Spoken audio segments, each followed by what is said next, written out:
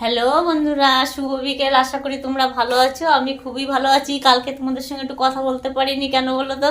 কালকে বাড়িতে আমার লোকজন এসেছিলো বলে আমি কথা বলতে পারিনি। আর আমার ক্যামেরাম্যানটা ছিল না, ওর জন্য কালকে একা একা ভিডিও করেছি, ভালো হয়নি। তোমরা আমার ভালো লাগেনি, নিজে নিজে করেছি।